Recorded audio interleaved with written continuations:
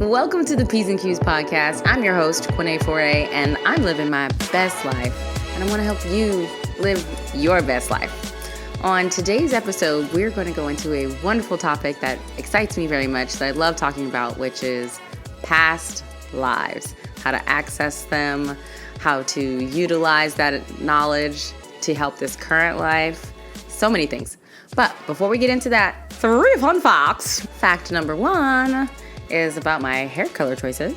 Had lots of different hair colors. I've had purple hair, of course, red hair, green hair, brown hair, black hair, blue hair, pink hair. Yeah, I change my hair a lot, as you will learn. And in college, that happened a lot.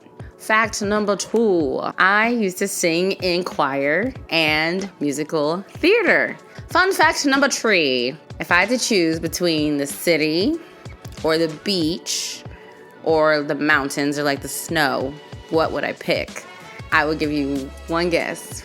The beach. I am a sun in the fun, sun's out, buns out, like all of the phrases about the sun for me go hand in hand with the beach. If any of you have any fun facts that you want me to answer on the show, please drop them in a comment or in any of our social media comments. We check them out, we pull out the fun ones, and I answer them here. I believe that energy cannot be created or destroyed, which is why I believe in what some people call reincarnation, which is your soul coming back into a new physical existence in human form or even some other physical existence.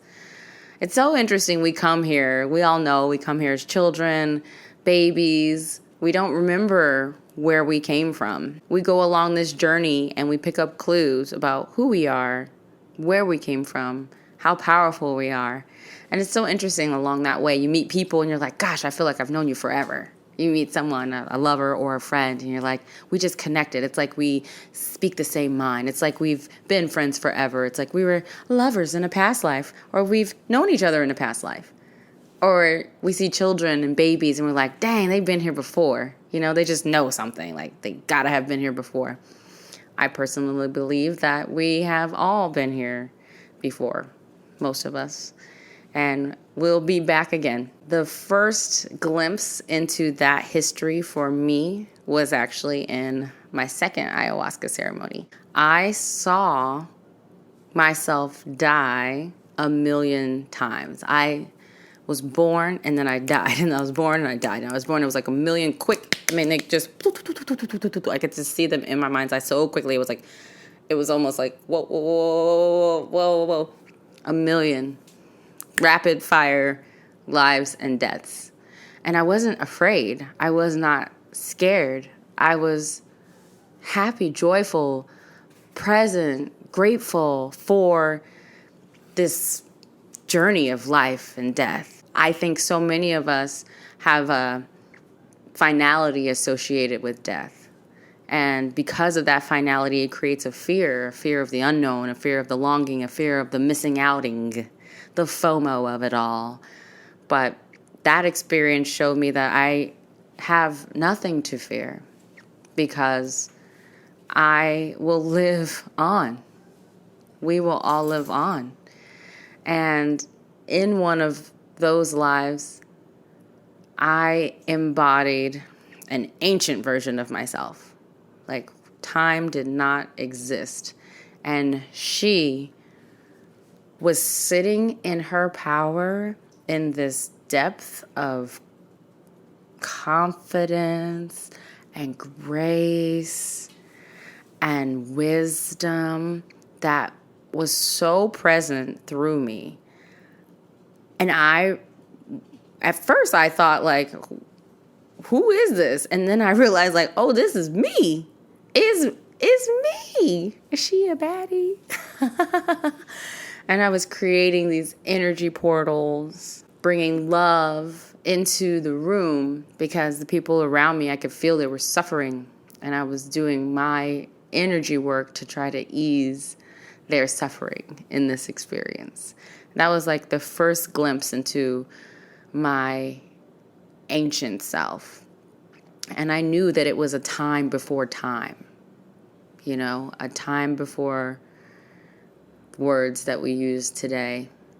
It was a really powerful time. And I'm grateful for that glimpse into myself. And I walked away understanding more of myself from that and feeling more of that power. My second experience into my past lives was I did an Akashic reading right at the start of COVID, actually. So it's pretty recent. To summarize, the Akashic record is basically like the library of everything in existence that ever has been and ever will be and ever was. The library of your soul's journey.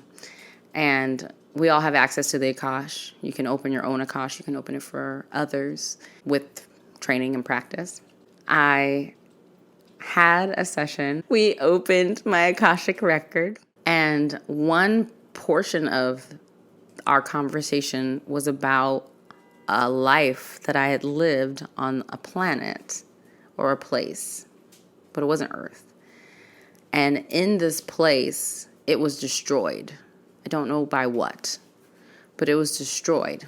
And she was asking me, do you remember this? And I had no idea what she was talking about. I was like, no, I don't have any connection to that experience, or I don't remember anything about that. And then a year later, I was in another session with a different person about my Akashic record. I had gone through so much growth within this period of time, really doubling down on like my meditating and really digging into my archaeology of my soul and my soul's journey. And I had done a lot of work, and I'm still doing a lot of work. And in this conversation, this other person started talking to me about a planet. By then I had learned about my soul's origin, which is on Mintaka, which is a dimension really in the Orion star system. And Mintaka does not exist anymore, unfortunately. It's where they say mermaids come from, dolphins. Shout out to all my Mintaka star seeds, all my Orion star seeds, brothers, sisters. I love you. It was really interesting. So she ignited the memory of this place that I existed. And she told me it was being destroyed.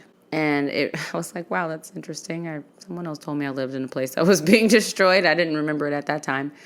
And she told me about I was there creating energy portals to save my people, my family, my friends, my people of my place, and help get them to safety. But I could not save them all. That resonated with me in a place so deeply that I began to wail. Like I began to cry the longing of 1,000 tears as I felt that memory kind of resurface within me. And I remembered being there. I remembered my essence, bright. I remembered the portal creation, which is the same kind of thing I was doing in the Peru ceremony, creating these energy portals. In Peru, I didn't understand exactly what I was doing either, but it's my natural gift. It rocked me to the core. I felt like I was mourning again. I was caught off guard and shocked and grateful and so many emotions all at once going through this profound experience. At the time, I was actually in Mexico, in Merida. Wow. So many other magical things occurred after I had opened that specific door. I encourage all of us to take the step and walk down the path towards your origin, your soul's origin. It will help you understand so much about how you came to be into this existence and the lessons that you came here to learn. We're all light beings manifesting tangibly in these physical bodies, these fragile physical bodies for this short existence physically, to grow and learn and ascend and awaken. And we all have our mission. our soul's contract, if you will. Mine is to love, to be pure love, to be light, to be. Because I am not a human doing, I am a human being. This week's meditation episode will be a guided meditation into how you can unlock some of your past lives yourself. There are other great guides out there that can help you with past life regressions and helping you start to unlock those doors. Maybe Akashic readings, whatever resonates best with you. You have all of the power within yourself. All of the gifts that we look to others to kind of help guide us, we possess. And I think it's great to have guides. I've had so many powerful guides in this life. And each one of them, or each one of those experiences, just reminded me more and more that I have everything I need already within me. So I want to remind you of that as well. A couple of tips, things that you can do before getting into the meditation. We've talked about the theta state. We've talked about meditating during that theta state. It's a very powerful place for setting intentions and manifesting, and also guiding yourself and finding yourself in lucid dreaming states. So before you go to bed, put your phone away. Give yourself some time to have an intentional experience with yourself. Breathe deeply. And as you start to drift into theta state, I want you to set your intention to discover who you are and where you came from. As you close your eyes, look within your mind's eye and imagine yourself walking down a hallway. This hallway can be decorated in whatever makes sense. It could be the hallway from the home where you grew up. It could be a hallway of a place you've always wanted to go. Whatever speaks to your soul, decorate that beautiful corridor and intentionally take a step and walk down. And at the end of that corridor, there is a door. And I want you to take 3 deep breaths. With each breath, you'll take another step. And at the end of the 3rd step, you will be at the door. I want you to state what you want to see on the other side of that door. Who are you looking for? And I want you to open the door and walk inside of it. Whatever you see, no matter how clear or how fragmented, I want you to appreciate and accept in its current state. Allow the experience to unfold fully and completely.